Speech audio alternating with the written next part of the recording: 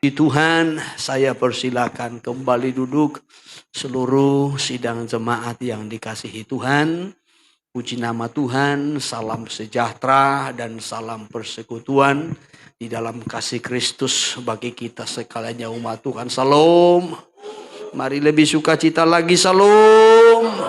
Iya, puji Tuhan, kiranya segala pujian, pengagungan dan penghormatan kita selayaknya kita persembahkan bagi Yesus, kepala gereja, mempelai pria yang sungguh mengasihi kita, yang oleh karena kasih dan rahmat Tuhan kita boleh ada sebagaimana kita ada pada hari ini.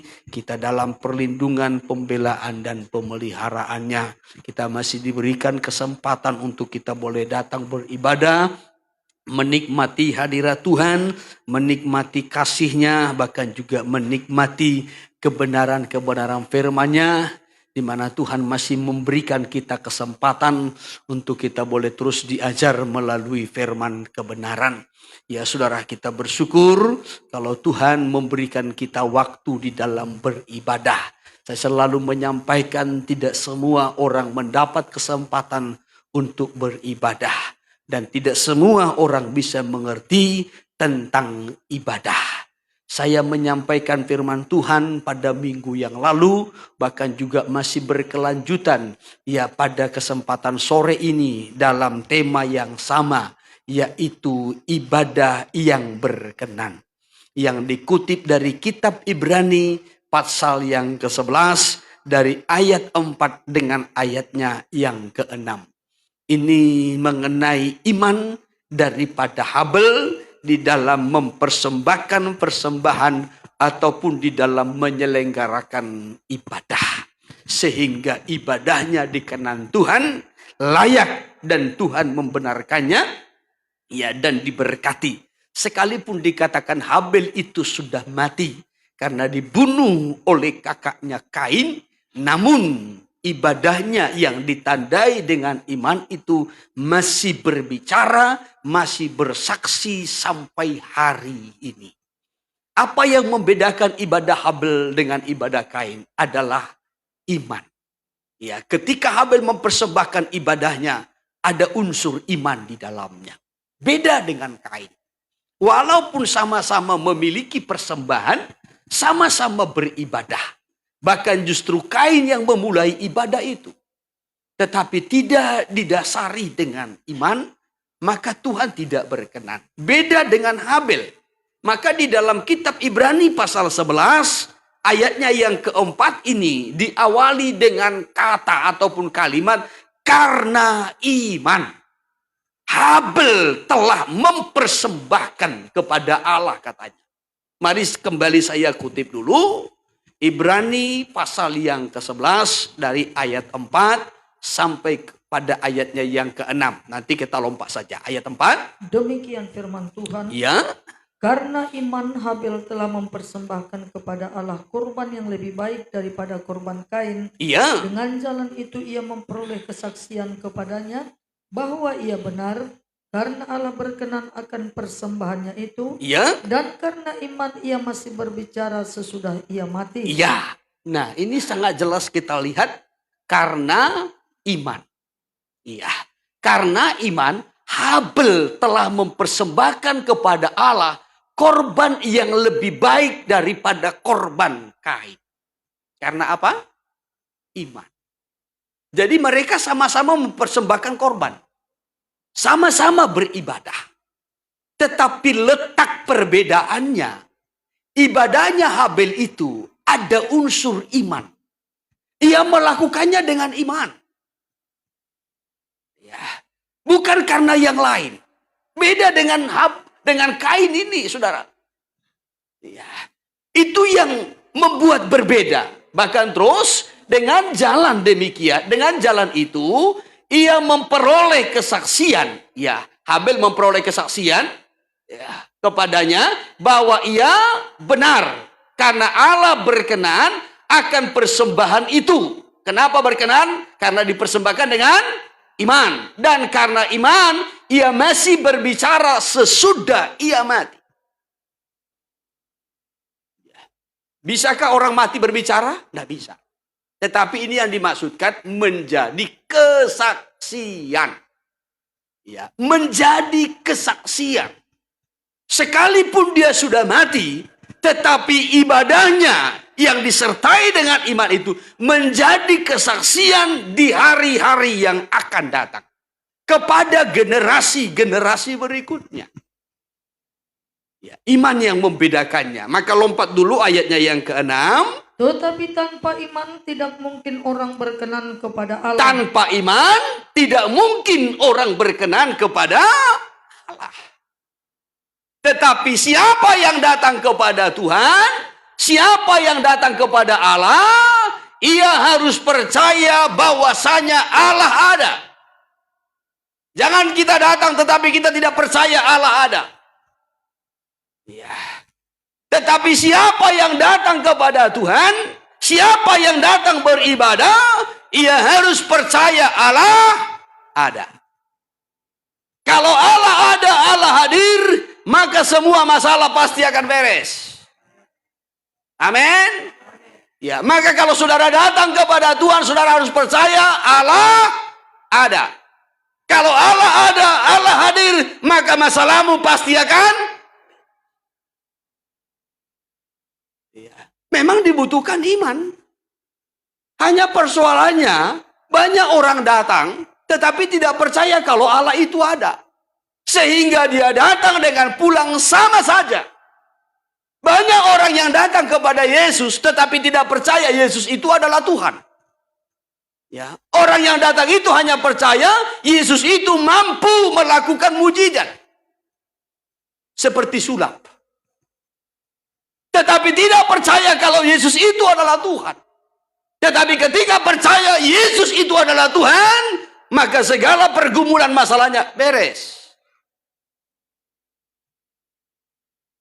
Maka dibutuhkan iman. Iya, tetapi sebelum kembali kepada iman, sebelum kita berbicara tentang iman, saya mau sampaikan dulu yang pertama masih tentang ibadah. Ya, masih tentang ibadah. Dalam ibadah pertama pun saya sampaikan mengenai ibadah. Apa itu ibadah? Ya, kita harus paham dulu. Ya, ibadah itu apa? Supaya jangan sampai kita salah dalam mengerti, memahami ibadah itu. Ya, jangan kita mengira nanti ibadah itu adalah ya puji-pujian, baru dengar firman Tuhan, lalu kita berdoa, kita terima berkat, baru pulang. Tidak. Ibadah adalah sikap penghormatan kita terhadap Tuhan. Itulah ibadah. Ya, sikap hormat dan sikap ketundukan ataupun ketaatan kita kepada Tuhan, itulah ibadah. Ya. Dan ibadah itu selalu dinyatakan, ditunjukkan ataupun dibuktikan melalui korban-korban persembahan. Dari sejak semula. Sebagai bukti, sebagai tanda kita menghormati Tuhan, ya saudara, maka kita datang membawa korban persembahan.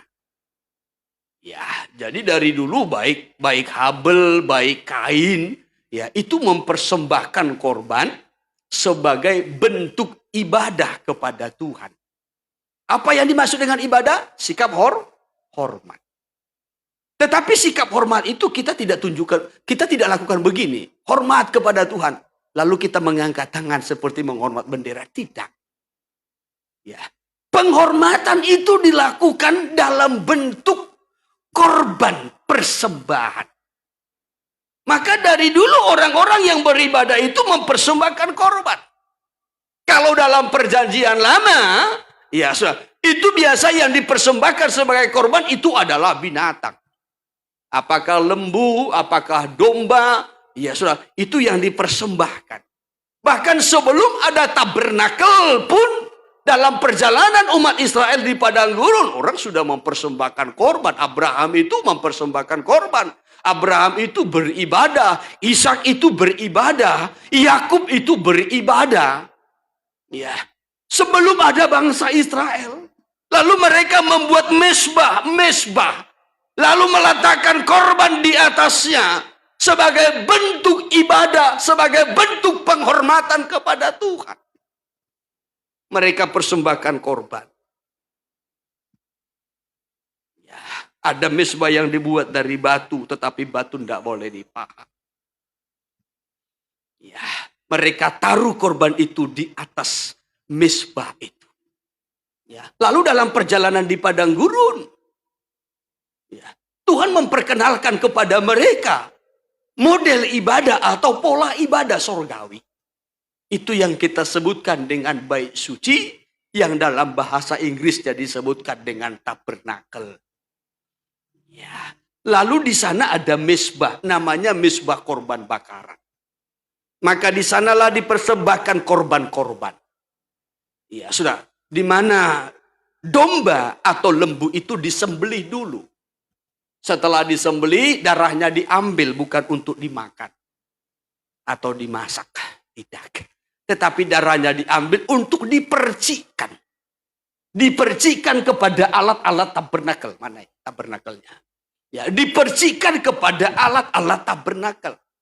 Bahkan dipercikan kepada umat itu sebagai tanda pengampunan dosa, sebagai tanda penyucian, sebagai tanda pengudusan. Lalu dagingnya itu, ya sudah, ya, domba atau lembu itu nanti dikuliti. Setelah itu dipotong-potong, ditaruh di atas mezbah, lalu dibakar sampai hangus. Lalu baunya itu memberikan keharuman bagi Tuhan. Itu dulu. Ya, ini di atas mezbah ini. Ya, ditaruh. Ya, jadi kalau dulu ya, umat Tuhan beribadah hanya sekali seminggu. Yang disebutkan dengan Sabat di samping hari-hari raya. Tetapi ada juga korban setiap hari. Namanya korban pagi dan korban petang. Itu menyatakan bahwasanya ada ibadah setiap hari.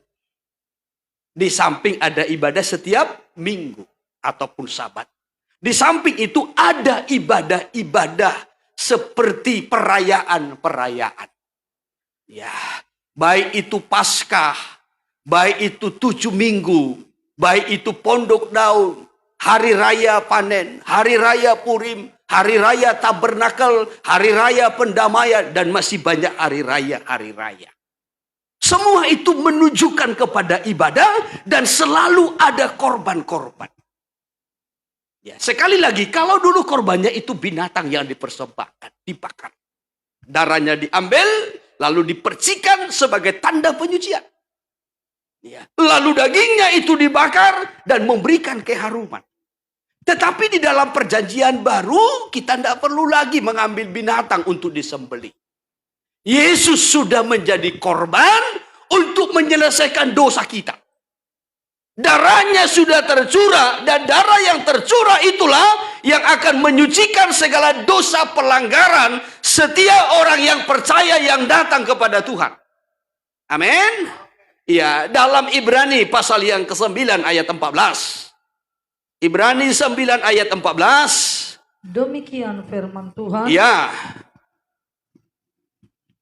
Betapa lebihnya darah Kristus, Ya. yang oleh roh yang kekal telah mempersembahkan dirinya sendiri kepada Allah, Ya. sebagai persembahan yang tak bercacat, Terus. akan menyucikan hati nurani kita dari perbuatan-perbuatan yang sia-sia, Ya. supaya kita dapat beribadah kepada Allah yang Ya, hidup. supaya kita dapat beribadah kepada Allah yang hidup.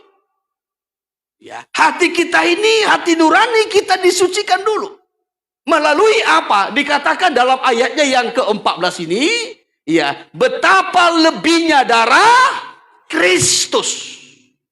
Ya, jadi darahnya Yesus itu sudah tercurah seperti darah domba yang tidak bercacat celah. Darah Yesus itu tidak berdosa, tidak bernoda, tidak cemar. Darahnya adalah darah yang kudus. Dan darah yang kudus inilah yang kita terima, yang dipercikan kepada setiap orang percaya, yang menyucikan hati nurani kita. dari segala perbuatan tindakan yang sia-sia supaya kita dapat beribadah kepada Allah. Amin.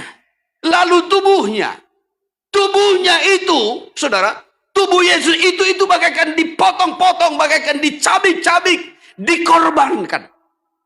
Dengan cambuk, dengan paku, dengan mahkota duri, dengan tombak. Itu bagaikan daging domba yang dipotong-potong lalu ditaruh di atas mezbah. Maka mezbah korban bakaran ini melambangkan salib sebenarnya. Ya, ini dialami oleh Yesus. Ini bagaikan suatu korban persembahan yang harum bagi Allah. Sehingga hidup kita yang berdosa ini diterima. Ya, dosa kita disucikan melalui darahnya. Hidup kita diterima melalui pembenaran oleh korban Kristus. Efesus pasal 5 ayatnya yang kedua. Efesus pasal 5 ayat 2. Supaya kita mengerti dulu tentang ibadah ini. Ya, saudara, sehingga ibadah kita itu betul-betul berkenan. Ayat 2. Dan hiduplah di dalam kasih, Ya. sebagaimana Kristus Yesus juga telah mengasihi kamu, Terus. dan telah menyerahkan dirinya untuk kita sebagai persembahan, Telah menyerahkan dirinya untuk kita sebagai persembahan dan korban yang harum. Bagaikan dibakar di atas mezbah. Memberikan keharuman. Ya, memberikan keharuman. Sama seperti dulu. Korban binatang itu dibakar memberi keharuman. Kalau dulu korban binatang itu, kalau sudah dipersembahkan, maka imam-imam yang mempersembahkannya harus memakannya. Ya, harus memakannya. Saudara yang terkasih, maka seringkali dikatakan itu korban penghapus dosa. Imam harus memakannya. Dengan kata lain, ya, bagaikan menanggung daripada dosa umat.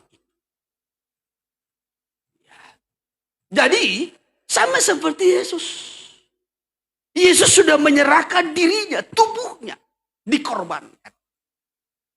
Menjadi keharuman bagi Bapa. Tetapi tubuhnya ini harus diterima dan dimakan oleh para imam-imam. Siapa imam-imam? Orang percaya.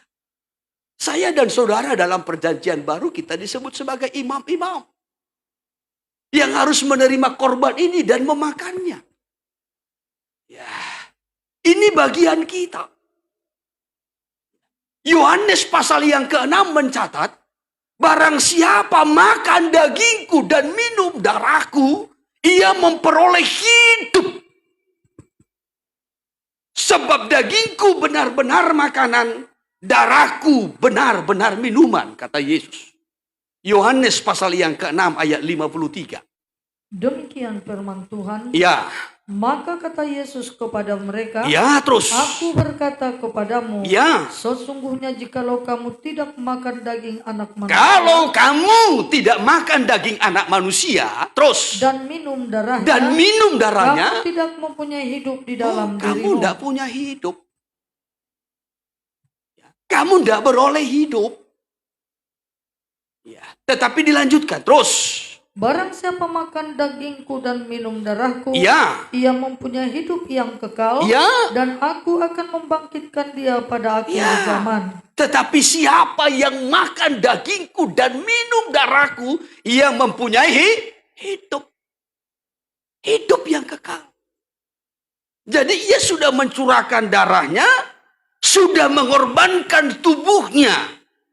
Ya, di kayu salib. Bagaikan ditaruh di atas mezbah untuk dibakar. Mengalami sengsara.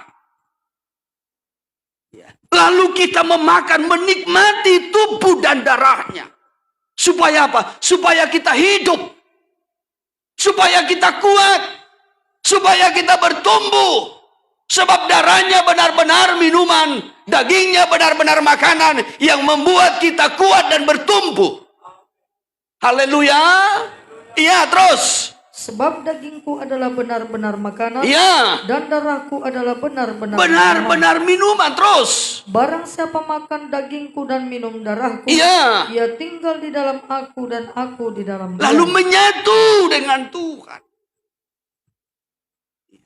Jadi kalau dalam perjanjian lama, ibadah itu harus ditunjukkan melalui korban persembahan yang kita bawa dengan penuh rasa hormat kepada Tuhan.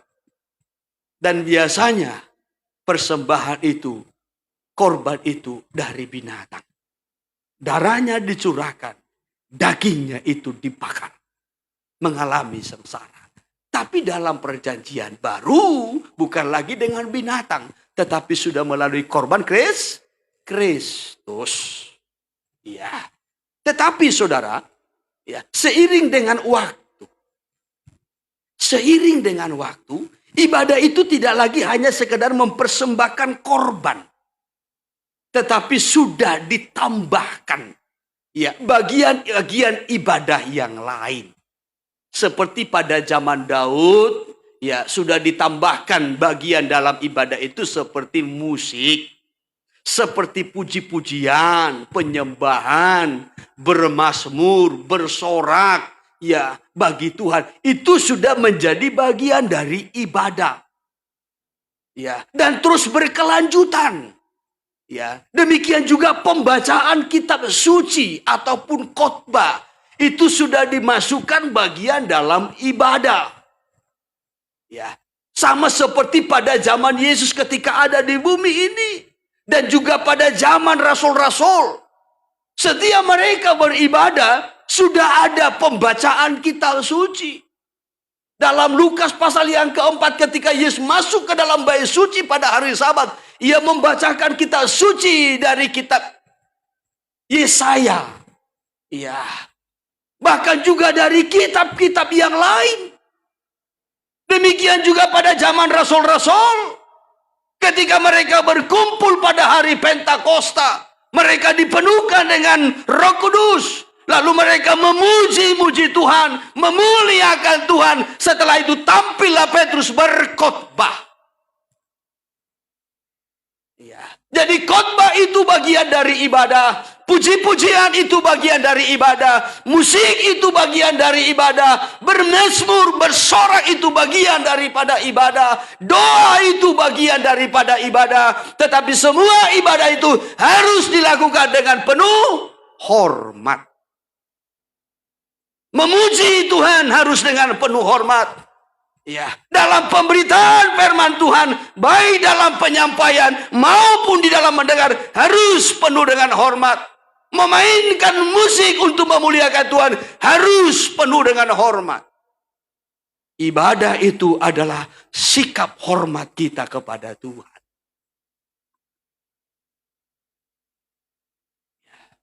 Maka hormati Tuhan, baik dalam ibadah maupun melalui sikap hidup kita. Supaya Tuhan ditinggikan, Tuhan dimuliakan. Amin. Ya, ini kalau kita bicara tentang ibadah. Ya, apa itu ibadah? Memberi penghormatan dan sikap tunduk kepada Allah. Ya. Kalau di dalam perjanjian lama, dimulai tadi dari korban-korban binatang. Tapi terus kepada perjanjian baru, seiring dengan waktu, ada perkembangan ibadah. Kalau dulu dalam perjanjian lama umat Tuhan, baik orang Yahudi asli maupun yang bukan Yahudi, kalau mau masuk dalam kelompok umat Tuhan harus disunat. Karena itu bagian dari ibadah. Tapi dalam perjanjian baru, sunat diganti dengan baptisan. Sunat diganti dengan baptisan. Maka di dalam perjanjian baru penekanannya bukan sunat, tapi baptisan. Bagian dari ibadah.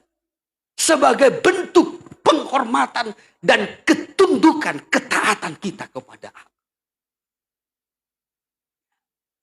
Oleh sebab itu sekali lagi, jemaat yang dikasihi Tuhan, kita harus memang betul-betul mengerti, memahami. Supaya kita beribadah, tidak hanya sekedar beribadah. Saya sampaikan, ibadah yang berkenan, ibadah yang layak. Tidak semua ibadah itu berkenan. Tidak. Ya. Dalam Amos pasal 5. Amos pasal 5. Ada ibadah yang dibenci. Bahkan ada ibadah yang jahat. Tidak semua ibadah itu dikenan Tuhan. Tidak. Ya, saya kutip judulnya saja dulu. Nanti kita akan kembali kepada Amos ini. Saya kutip Amos pasal 4 ayat 4. Perikopnya saja. Ibadah orang Israel adalah ibadah jahat. Ya. Ibadah Israel, ibadah yang ini pasal 4. Pasal 5 ayat 21. Ibadah Israel dibenci Tuhan. Ya. Ibadahnya dibenci. Ibadahnya ibadah yang jahat dalam penilaian Tuhan. Ibadahnya dibenci. Kenapa ibadahnya dibenci? Ibadahnya hebat. Tetapi tidak diseimbangi dengan karakter. Nggak diseimbangi dengan karakter. Kalau soal ritual ibadah mereka hebat. Tetapi karakternya bobrok. Ya. Maka Tuhan membenci dan Tuhan memberikan penilaian ibadah itu jahat. Ya. Dalam Markus pasal 7 ada ibadah yang percuma. Kenapa ibadahnya percuma? Karena mereka mengesampingkan firman Allah. Dan mengutamakan adat istiadatnya. Sungguh pandai kamu mengesampingkan firman Allah. Demi menyatakan adat istiadatmu. Mempertahankan adat istiadatmu, kata Tuhan. Bangsa ini memuliakan aku dengan bibirnya. Padahal hatinya jauh daripada aku. Kamu mengesampingkan firmanku demi menegakkan adat istiadat. Percuma mereka beribadah, kata Tuhan. Jadi ada ibadah yang percuma. Ada ibadah yang dibenci. Ya, bahkan ada ibadah yang sia-sia. Saya kutip Yakobus 1 ayat 26. Yakobus 1 ayat 26. Ya. Jikalau ada seorang menganggap dirinya beribadah. Kalau ada yang menganggap dirinya beribadah. Ya. Tetapi tidak mengekang lidahnya. Menganggap dirinya beribadah. Bertekun setia. Tetapi tidak mengekang lidahnya. Ya, tidak menguasai, tidak mengendalikan perkataannya. Si jubah jabi. Tukang gosip, tukang fitnah, tukang hina, tukang ejek, lengkaplah di situ semua. Bibir yang tidak bersunat. Ya, aktif ibadah. Tekun ibadah. Tetapi bibir tidak bersunat. Maka dikatakan sia-sia. Terus. Ia menipu dirinya sendiri. Ya. Maka sia-sialah ibadahnya. Ya, sia-sialah ibadahnya. Jadi ada ibadah yang sia-sia. Ya. Ibadah tekun. Melayani setia. Ya. Tetapi tidak mengekang lidahnya. Fitnah di situ. Gosip di situ. Merendahkan di situ. Menghina di situ. Ya. Saudara, ini bibir yang tidak bersunat. Maka semua ibadahnya itu percuma. Sia-sia. Jadi ada banyak model-model ibadah. Ya, yang tidak dikenan oleh Tuhan. Ada ibadah yang jahat dalam penilaian Tuhan. Ada ibadah yang dibenci Tuhan. Ada ibadah yang percuma. Ada ibadah yang sia-sia. Ada ibadah yang hanya penonjolan. Dan Tuhan berkata celaka. Model ibadah orang Farisi dan ahli Taurat. Ini kan ibadah-ibadah yang celaka. Ya. Segala sesuatu yang mereka lakukan hanya supaya dilihat. Berarti penonjolan. Ya. Matius 23, silakan. Ayat yang ketiga dimulai. Ya. Sebab itu turutilah dan lakukanlah segala sesuatu yang mereka ajarkan kepadamu. Iya, terus. Tetapi janganlah kamu turuti perbuatan-perbuatan mereka. Iya, terus. Karena mereka mengajarkannya tetapi tidak melakukannya. Iya, terus. Mereka mengikat beban-beban berat lalu meletakkannya di atas bahu orang. Lanjutkan. Tetapi mereka sendiri tidak mau menyentuhnya. Iya, terus. Semua pekerjaan yang mereka lakukan dilihat orang. Ya. Jadi ini hanya pelayanan, ibadah-ibadah yang haus akan pengakuan orang. Jadi semua yang dilakukannya supaya dilihat orang. Semua yang dilakukannya supaya ada pengakuan dari orang lain. Oh, kamu hebat, kamu mantap, kamu luar biasa. Ya. Hanya rindu pengakuan dari orang. Ini hanya penonjolan saja. Coba terus. Mereka memakai tali sembahyang yang lebar dan jumbai yang panjang. Iya, terus. Mereka suka duduk di tempat terhormat dalam perjamuan. Iya, terus. Dan di tempat terdepan di rumah ibadat. Iya. Maka mengambil tempat pun paling depan. Bukan yang di depan ini. Ya, tapi kalau merasa, ya puji Tuhan. Ya segera bertobat, kan begitu. Ya kalau merasa, ya. Tetapi saudara kan tidak seperti itu. Ya, saudara kan bukan ahli Taurat kan? Bukan kan? Loh, kok berat kali ngakunya sih? Ya. Jadi hanya penonjolan saja. Karena haus akan pengakuan dari orang.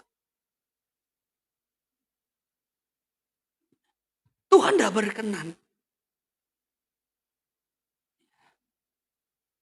Tuhan tidak menginginkan model-model ibadah yang seperti itu.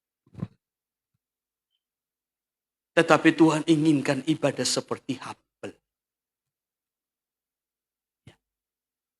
Yang didasari dengan iman. Ya. Nah kembali, kita masih bicara tentang ibadah. Ibadah adalah sebagai bentuk sikap penghormatan kita kepada Tuhan. Bukan untuk penonjolan. Ya. Maka ibadah kita harus sejalan dengan karakter yang kita miliki. Ibadah itu adalah perkara rohani. Maka orang yang beribadah itu juga harus hidup secara rohani.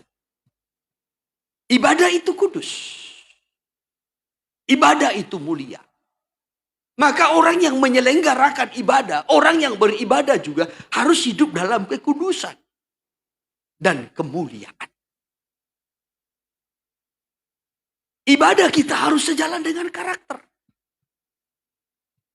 Supaya jangan sampai percuma, sia-sia dan dibenci oleh Tuhan. Nabi Yesaya menyampaikan begini firman Tuhan kepada bangsa Israel. Kamu beribadah. Kamu mempersembahkan korban. Tetapi kamu juga membunuh manusia. Artinya, kamu beribadah tetapi hidup dalam kejahatan.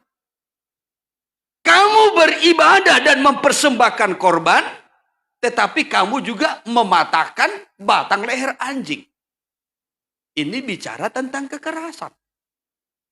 Ya, ibadah tapi hidup dalam kejahatan, ibadah tapi hidup dalam kekerasan. Ya.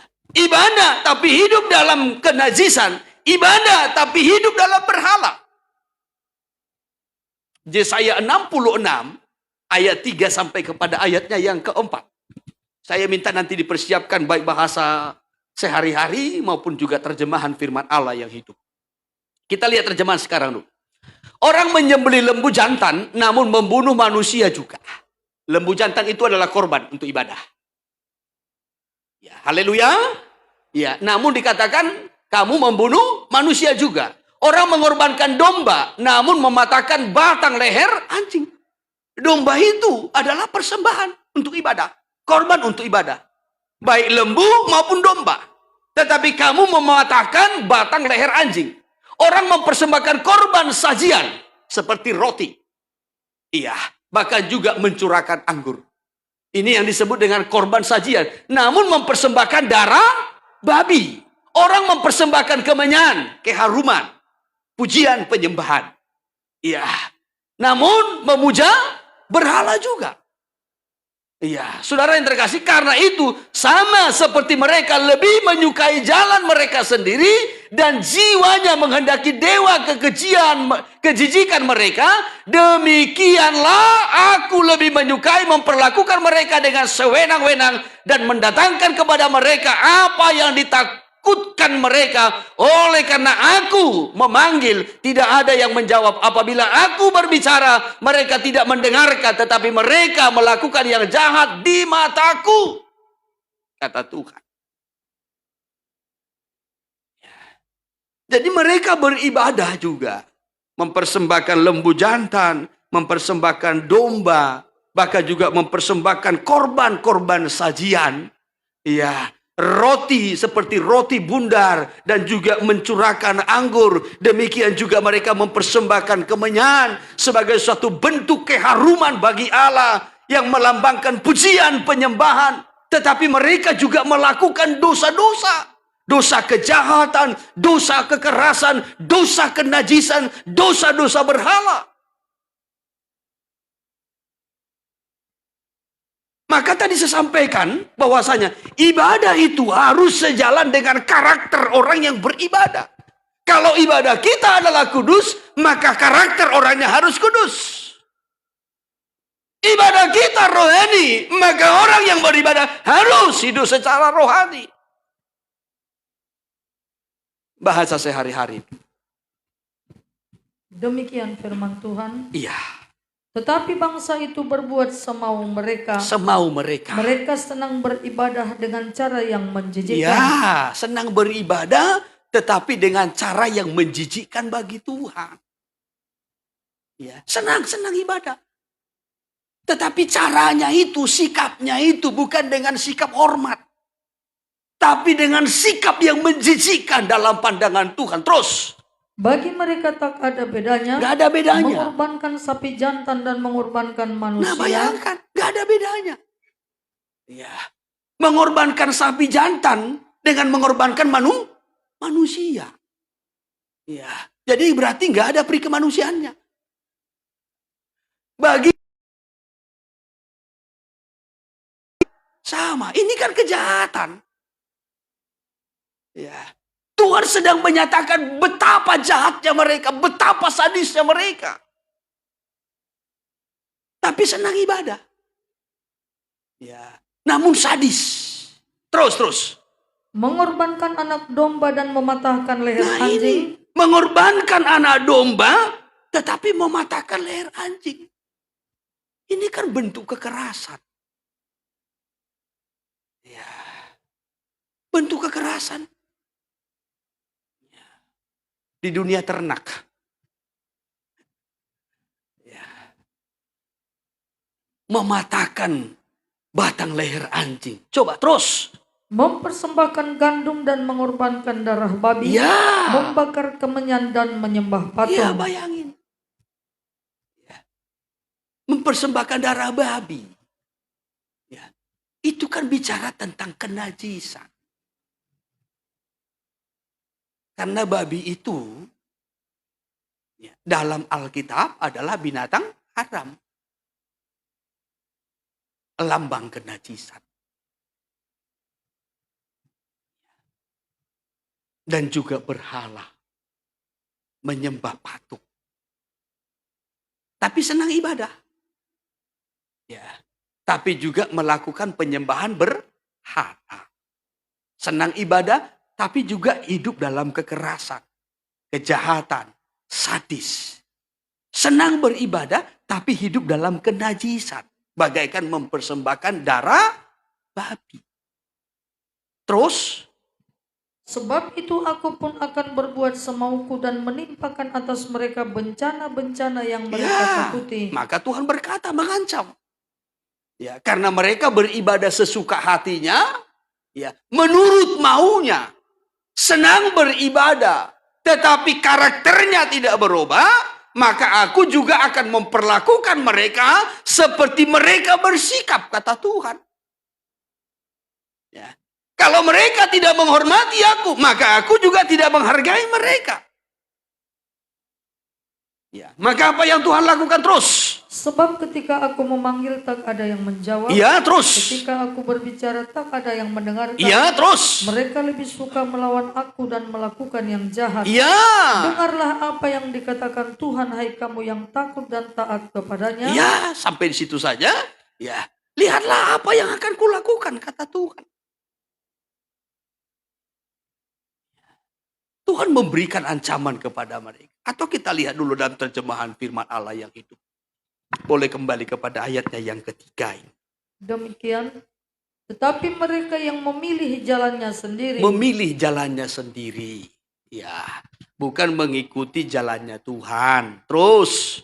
Dan hatinya menyukai segala dosanya yang menjijikkan itu akan dikutuk. Ya, terus. Allah tidak akan menerima persembahan-persembahan mereka. Ya. Kalau orang-orang semacam itu mempersembahkan korban berupa seekor sapi jantan di atas mezbah Allah. Ya. Tidak ada bedanya dengan orang yang membunuh manusia. Ya.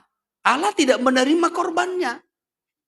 Justru tadi dikatakan apa yang akan mereka terima? Kutuk. Ya. Kutuk.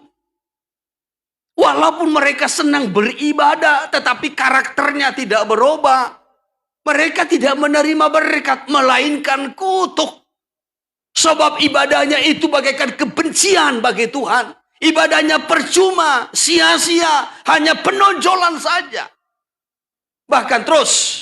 Jika mereka mempersembahkan korban berupa seekor domba, ya, tidak ada bedanya dengan orang yang mematahkan leher anjing. Ya, terus. Jika mereka mempersembahkan korban sajian, tidak ada bedanya dengan orang yang mempersembahkan darah babi. Terus, jika mereka mempersembahkan kemenyan untukku, ya, tidak ada bedanya dengan penyembahan kepada berhala. Ya, lanjutkan. Aku akan mendatangkan banyak kesukaran kepada mereka. Maka Tuhan berkata, aku mendatangkan banyak kesukaran. Walaupun mereka senang beribadah, tetapi aku akan mendatangkan banyak kesukaran. Karena mereka beribadah bukan dengan hormat. Maka ku datangkan kesukaran kepada mereka. Terus. Semua hal yang ditakuti mereka akan dialami mereka. Ya, terus. Karena ketika aku memanggil mereka tidak mau menyahut. Ya. Dan ketika aku berbicara mereka tidak mau mendengarkan. Ya. Malah dengan sengaja mereka melakukan yang jahat dalam pandanganku. Dan memilih hal-hal yang mereka sendiri tahu bahwa aku membencinya. Bayangin. Ya. Justru melakukan yang jahat. Tahu kalau itu dibenci Tuhan, tidak disukai Tuhan. Tetapi justru itu yang dilakukan. Maka Tuhan berkata, aku akan mendatangkan banyak kesukaran. Bahkan kesukaran-kesukaran yang mereka takuti. Mereka takut penyakit, maka kudatangkan penyakit. Mereka takut kekurangan, kudatangkan kekurangan. Ya. Mereka takut kekacauan, kudatangkan kekacauan. Mereka takut kegagalan, kudatangkan kegagalan. Mereka takut kehancuran, kudatangkan kehancuran. Apa yang mereka takutkan, itu yang kulakukan, kata Tuhan. Karena ibadahnya bukan ibadah yang berkenan. Sebenarnya berkat ibadah itu luar biasa. Ya, sekali lagi berkat ibadah itu luar biasa. Dalam ibadah yang pertama saya sampaikan berkat ibadah adalah pemeliharaan, perlindungan dan penyertaan Tuhan. Bahkan dari awal sampai kepada akhirnya. Bahkan Tuhan akan membuat perbedaan antara orang yang beribadah dengan orang yang tidak beribadah. Ya. Tuhan buat perbedaan itu. Ya. Perhatian Tuhan kepada orang yang beribadah dengan yang tidak beribadah. Itu sangat berbeda. Kalau kita belajar Alkitab, kita lihat orang-orang yang hatinya beribadah, memang betul-betul hidupnya dipelihara. Keluarganya ditolong. Abraham, Ishak, dan Yakub adalah orang-orang yang beribadah. Kita melihat bagaimana pemeliharaan Tuhan atas mereka. Perjalanan bangsa Israel 40 tahun di padang gurun. Ketika mereka bertekun dengan ibadah dengan sungguh-sungguh, pemeliharaan Tuhan sungguh luar biasa. Tetapi ketika hati mereka tidak lagi terikat dengan ibadah, yang datang penghukuman, kesukaran-kesukaran. Tuhan kagum kepada Daud. Kenapa? Hati Daud kepada ibadah. Kepada ibadah. Saudara bayangkan, sejak bangsa Israel sudah sampai ke tanah Kanaan, tanah perjanjian bagi mereka. Tabernakel, ibadah, tidak lagi terpelihara dengan baik.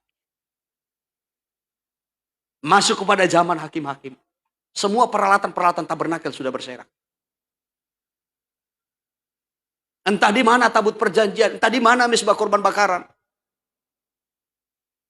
Semua sudah pada berserak. Maka apa yang dialami bangsa Israel selama zaman hakim-hakim? Kesukaran.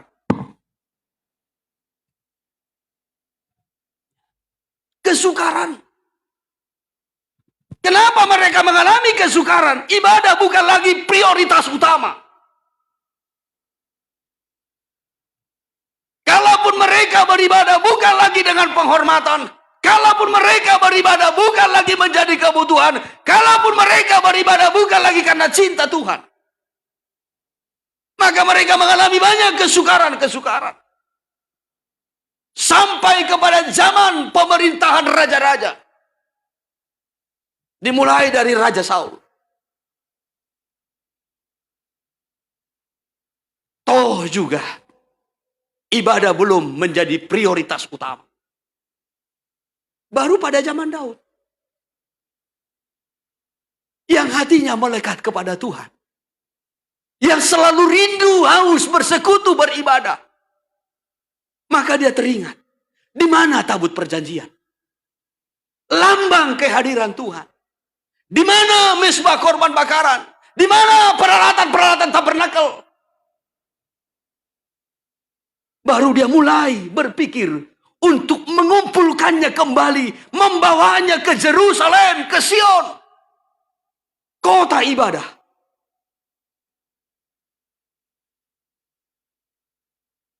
Ternyata pada masa itu, imam-imam pun sudah larut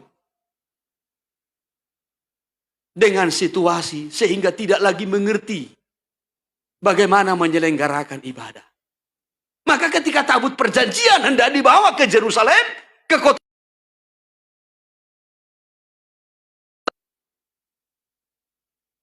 nggak mengerti lagi tugasnya. Imam-imam nggak mengerti lagi tugasnya. Pelayan-pelayan nggak lagi mengerti tugasnya. Ya, semua hanya tinggal penonjolan, penampilan saja dengan jubah keimamatan itu. Tapi tidak mengerti tentang tanggung jawab, tidak mengerti tentang tugas. Maka salah dalam mengangkut tabut. Terjadilah kesalahan. Matilah Uzza. Tapi hati Daud yang selalu ingin membangun ibadah tidak berhenti. Dia kumpulkan beberapa bulan kemudian para imam-imam dan berkata, bersiaplah. Kuduskan dirimu. Ya. Sebab ketika pertama kali tabut itu diangkat, imam-imam dah hadir. Dan Tuhan telah menyambar Uzza. Maka sekarang persiapkan dirimu. Kata Daud kepada para imam-imam. Maka imam-imam siap. Dijemputlah tabut dari rumah Obed-Edom. Setiap 6 langkah ada korban dipersembahkan. Setiap 6 langkah ada korban yang dipersembahkan. Setiap 6 langkah ada darah yang tercurah. Yang saya mau sampaikan, hati Daud begitu melekat kepada ibadah. Kerinduannya untuk beribadah. Maka Tuhan memberi perhatian khusus kepada Daud dan keluarga Daud.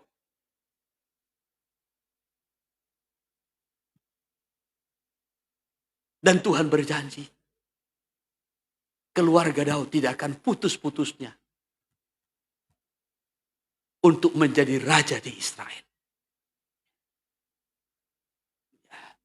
Maka setelah Daud, kerajaan Israel itu kan dilanjutkan oleh keturunan Daud dari suku Yehuda.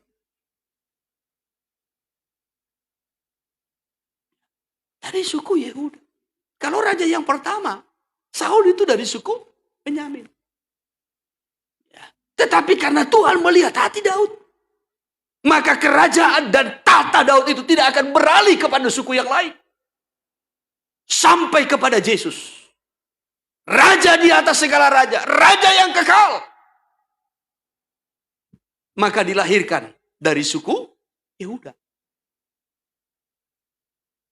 Kenapa? Tuhan mendapati Daud. Seorang yang hatinya melekat kepada ibadah. Jadi orang-orang yang hatinya melekat kepada ibadah. Pemeliharaan Tuhan atas hidupnya. Atas keluarganya. Atas anak cucunya. Sampai kepada generasi-generasi berikutnya akan berkelanjutan.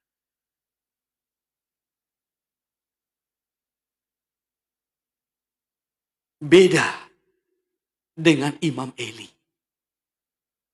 Imam Eli, walaupun dari golongan imam, suku Lewi, tetapi karena tidak hormat kepada Tuhan, anak-anaknya pun tidak menghormati Tuhan. Semula rencana Tuhan indah. Tetapi karena tidak mengerti menghormati Tuhan, maka Tuhan batalkan. Justru sekarang yang ada penghukuman kata Tuhan. 1 Samuel pasal 3. Pasal 2. 1 Samuel 2 ayat yang ke-29 dimulai. Iya. Mengapa engkau memandang dengan loba kepada korban sembelihanku dan korban sajianku Terus. yang telah kuperintahkan? Iya. Dan mengapa engkau menghormati anak-anakmu lebih daripadaku? Iya. Sambil kamu menggemukkan dirimu dengan bagian yang terbaik dari setiap korban sajian umatku Israel? Iya. Iya. Ini terus.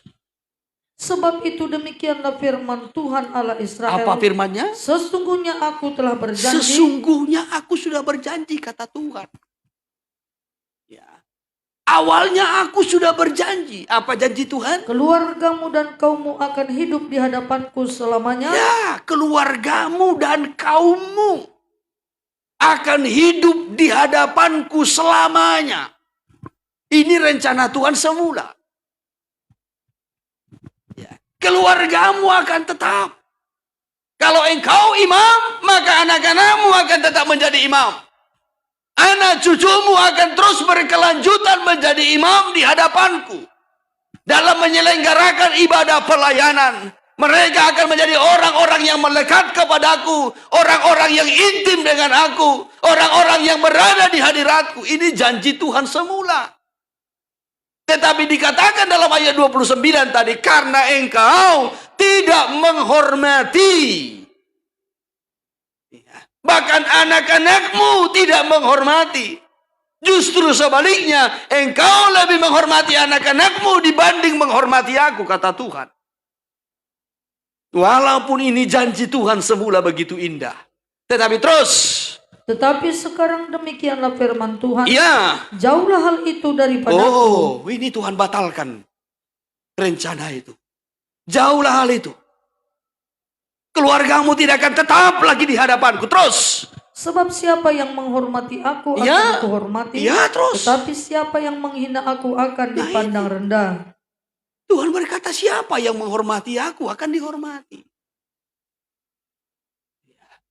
Kalau kita menghormati Tuhan, yang kita tunjukkan penghormatan itu melalui ibadah kita, melalui korban persembahan yang kita bawa, melalui pelayanan yang kita bawa, Tuhan pun menghormati kita, menghargai kita. Ya, bahkan juga keluarga kita, anak-anak. Tetapi sebaliknya, siapa yang menghina aku akan dipandang rendah. Bagaimana cara menghina Tuhan? Melalui ibadah. Melalui ibadah. Maleakhi pasal 1 Tuhan berkata, ya, kamu menghina aku dengan cara bagaimana? Kamu membawa korban yang buta, yang timpang, yang cacat. Kamu tidak membawa yang terbaik.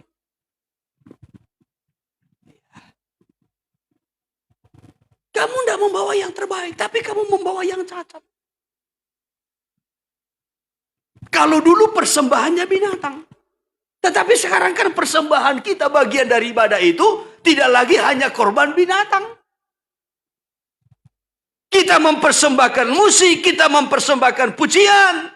Kita membawa telinga kita sebagai persembahan untuk mendengarkan firman-Nya. Sikap hidup kita, waktu kita, tenaga kita, pikiran kita, semua kita bawa menjadi korban persembahan.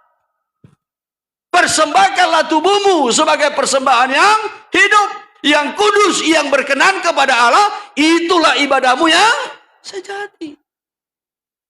Nah, hidup kita ini yang kita bawa sebagai persembahan. Tapi bawalah hidup yang terbaik. Bawalah tubuh yang terbaik, sikap yang terbaik di dalam beribadah. Bawa korban-korban yang terbaik, apapun yang kita korbankan. Saudara mempersembahkan uangmu, hartamu, bawa itu sebagai persembahan yang kudus, yang layak berkenan bagi Tuhan. Bawa itu sebagai bentuk penghormatan kepada Tuhan. Ya. Kalau itu kita bawa sebagai bentuk penghormatan, kita pasti memberi yang terbaik. Amin. Karena biasanya kepada orang yang kita hormati, pasti kita beri yang terbaik. Ya. Pasti kita beri yang terbaik. Kalau ada tamu kita, tamu kehormatan, pasti kita menjamunya dengan jamuan yang terbaik. Kita ada tamu. Siapa ini tamunya? Oh, tamu kehormatan. Ya. Siapa tamu kehormatannya? Apakah orang tua? Apakah hamba Tuhan? Ya. Lalu kita menjamunya dengan jamuan yang terbaik. Ya. Mungkin ada ayam jago kita.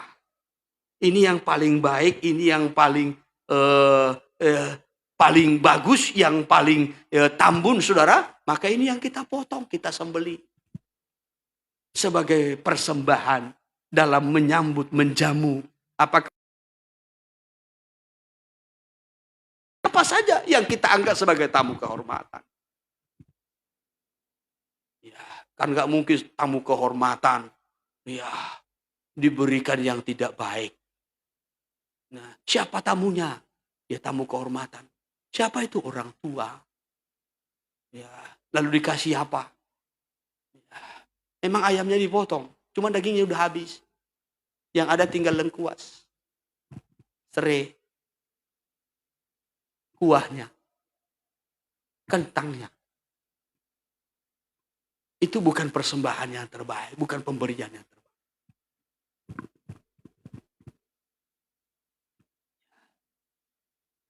Kalau kita menghormati seseorang, kita pasti memberi yang terbaik. Ya. Kalau saudara hormat kepada gembalamu, kepada pendeta, persembahan saudara kepada gembalamu pasti yang terbaik. Ya, kecuali tidak hormat. Kalau saudara hormat kepada Tuhan, persembahanmu kepada Tuhan yang terbaik. Apapun yang kita persembahkan waktu, saudara beri waktu yang terbaik. Jadi bukan waktu yang sisa. Ya, datang ibadah ya kalau ada waktu. Masya Allah.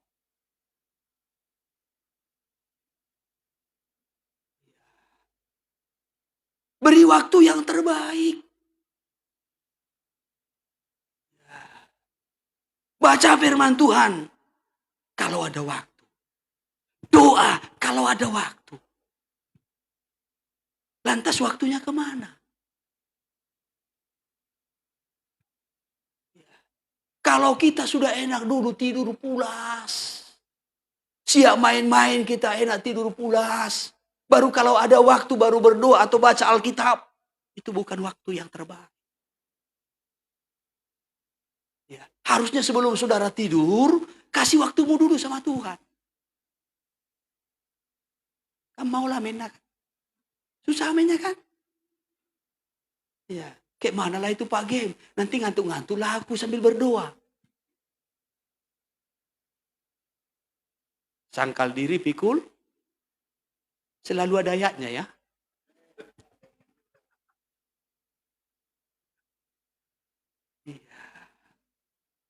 Tapi kalau nyanyi, yang terbaik dariku, ku persembahkan.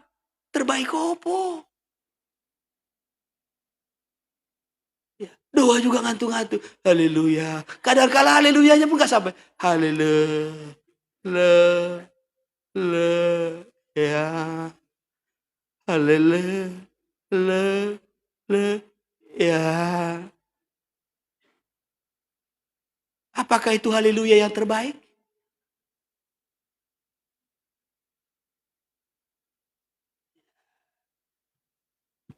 Sebagai tanda penghormatan kita kepada Tuhan, beri yang terbaik.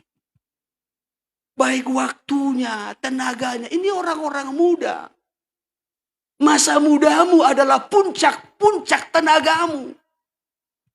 Maka beri kepada Tuhan. Layani Tuhan di masa mudamu. Jangan sudah nanti habis kekuatannya. Semua penyakit sudah menggerogoti. Baru kita mulai, ku persembahkan hidupku untuk melayani Tuhan. Engkau alasanku hidup. Oh. Engkau alasan. Aduh, alasan apa? Ya. Ya. Datang ya, ada mau kita kerjakan di gereja. Aduh, lagi kambuh. Ya. Asam lambung sudah kambuh, rematik sudah di situ. Belum lagi sakit gigi. Semua.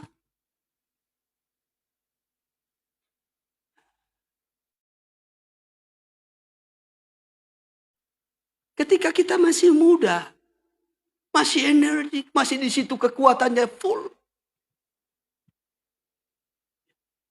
Kalau sudah mulai naik berumur, ya, tidak usah dulu saya katakan ya seperti kami ini sudah kepala 5 ya, ya kepala 4 saja untuk zaman sekarang ini, aduh udah banyak penyakitnya.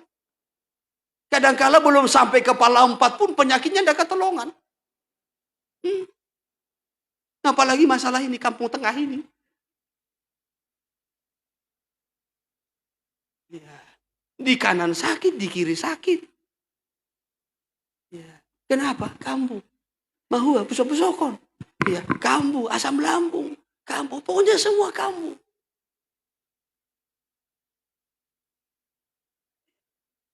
Gimana mau melayani? Ya. Apalagi kalau sudah menikah, semua mendesak. Belum lagi di akhir tahun, makin mendesak. Ya, udah kebayar dinasmu? Belum.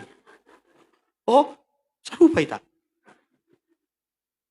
Ya, tapi kau masih enaknya. Kenapa? Kalian cuma berduanya, suami istri. Kalau aku, ya, suami istri tambah 3 anak. Masih soal di dinas. Ya, uang Natal mau gimana? Ah itulah. Ya. Maka kalau ibu apa sudah bawa bukunya, lari aku. Ku hindari itu. Kalau di ibadah pun, dia di sebelah kiri, aku di sebelah kanan. Ya, maka kulihat dulu dia masuk. Ya, di mana dia duduk? Tapi di sini nggak ada seperti itulah. Nah, kalau sempat ada seperti itu di sini, wah, saudara sudah lebih parah dari Yesaya 66 tadi. Ya.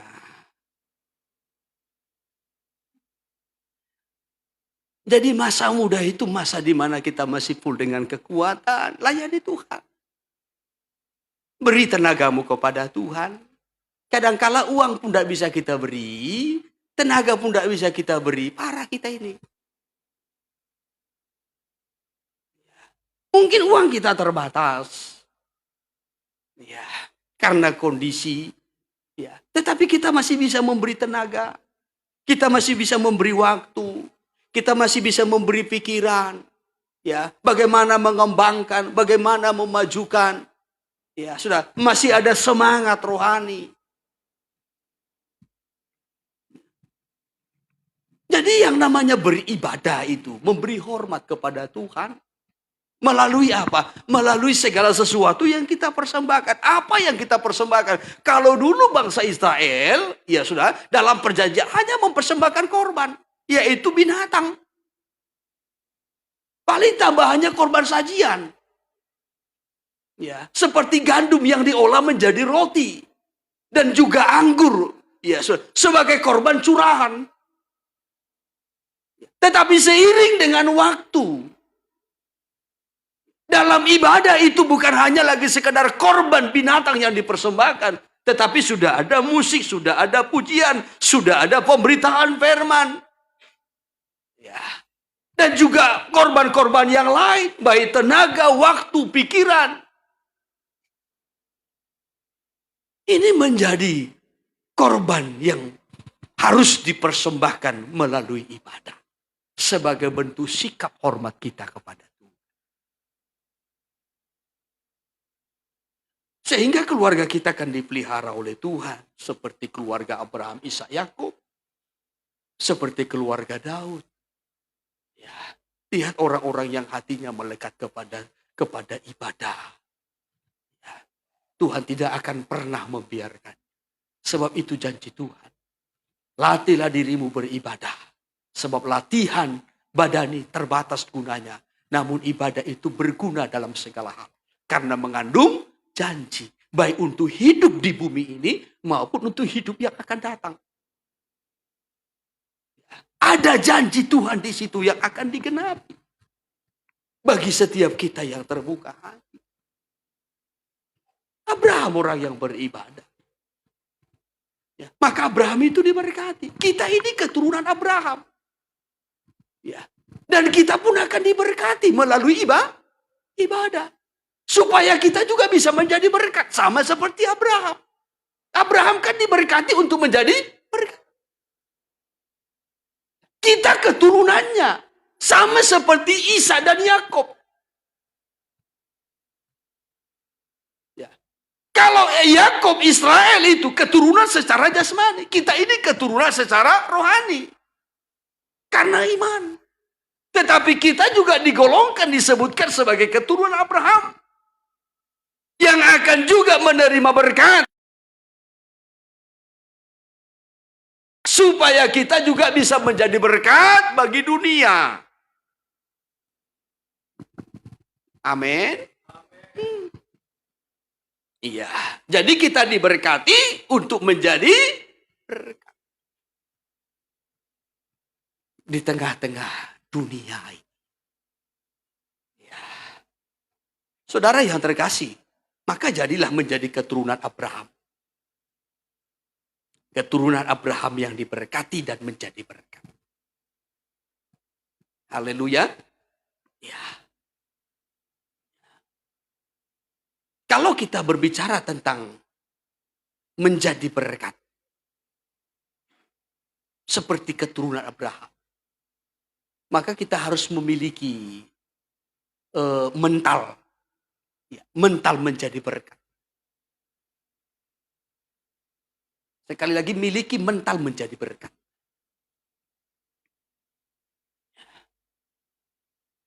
Bagaimana memiliki mental menjadi berkat?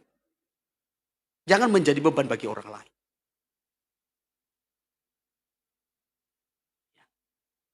Sekali lagi, jangan menjadi beban bagi orang lain. Bagi siapa? Itu mental menjadi berkat. Kalau kita menjadi beban bagi orang lain, tidak akan pernah menjadi berkat. Abraham itu tidak pernah menjadi beban bagi orang lain. Tidak. Bagi siapapun. Dimanapun dia berada. Tetapi justru dia menjadi berkat. Itu dilanjutkan oleh Ishak. Dilanjutkan oleh Yakub. Ya, tidak mau menjadi beban. Termasuk Yakub ketika dia ada di rumah Laban. Dia tidak menjadi berkat. Dia tidak menjadi beban. Ya, tetapi justru dia mau bekerja. Supaya jangan menjadi beban bagi yang lain. Walaupun Laban itu calon mertuanya. Laban itu pamannya. Ya, tetapi dia tidak menjadi beban bagi orang. Ya, ini mental menjadi berkat. Jangan menjadi beban bagi orang lain. Haleluya. Ya, itu yang pertama. Yang kedua, tidak boleh meminta-minta. Mental menjadi berkat itu tidak boleh meminta-minta. Kita dilahirkan bukan menjadi pengemis, tidak. Tetapi kita dilahirkan untuk menjadi berkat. Amin. Ya. Sekali lagi kita dilahirkan bukan untuk menjadi pengemis, tetapi kita dilahirkan untuk menjadi miliki prinsip itu. Baru yang ketiga, mental menjadi berkat itu. Saya istilahkan tidak aji mumpung. Walaupun ada kesempatan. Ya, tidak aji mumpung. Tidak mempergunakan kesempatan-kesempatan itu hanya untuk mencari keuntungan kepada dirinya sendiri. Kalau ada orang yang berbuat baik kepada kita, kita harus lebih baik lagi.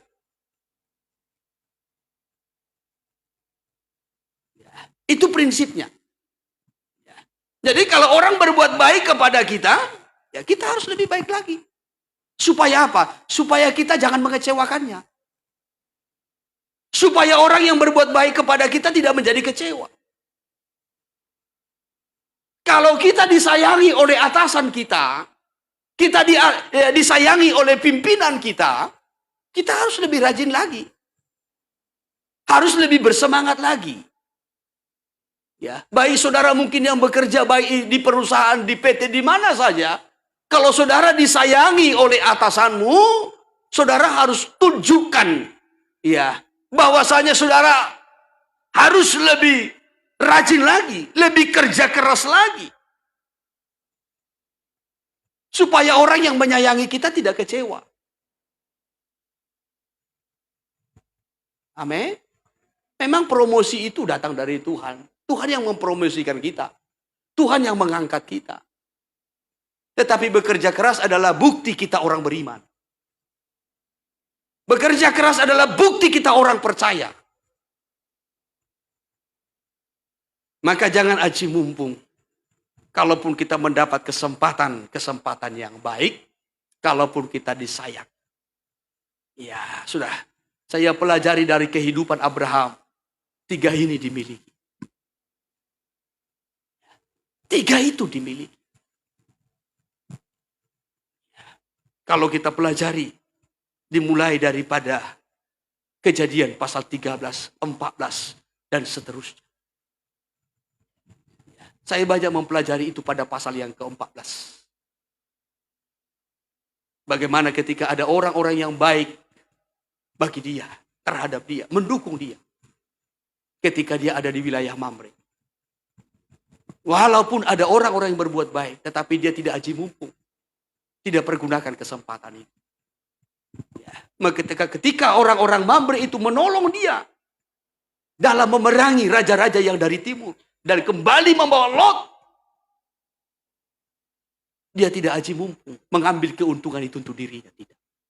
Tapi dia berkata, berikan itu kepada orang-orang yang bersama-sama dengan aku. Aku cukup dipelihara oleh Tuhan. Ini mental kalau mau menjadi berkat. Ya. Tentu Tuhan akan memberkati dan memelihara kita kalau ibadah kita mantap. Haleluya. Ya, berikan penghormatan kepada Tuhan melalui ibadah-ibadah kita supaya Tuhan pun akan memelihara kita. Saudaraku, ya rasanya waktu kita sangat terbatas. Ya mungkin nanti akan saya lanjutkan pada ya ibadah kita berikutnya. Ya, supaya jangan sampai kita beribadah, tetapi justru ibadah itu menjadi kekejian bagi Tuhan, mendatangkan kebencian, bahkan percuma, sia-sia. Walaupun kita selalu ingin untuk beribadah. Tetapi mari melalui ibadah, persembahan yang kita bawa kepada Tuhan, marilah kita membawa dengan penuh hormat dan penuh ketundukan kepada Tuhan. Saya batasi firman-Nya sampai di sini. Kiranya Roh Kudus menolong kita untuk mengerti. Tuhan memberkati.